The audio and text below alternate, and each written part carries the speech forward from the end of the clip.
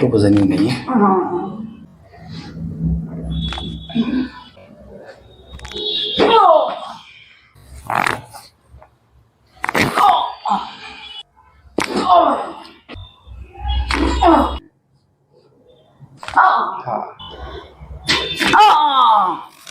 Hello viewers, अभी हमारे सामने हमारी ये आंटी बैठी हुई हैं।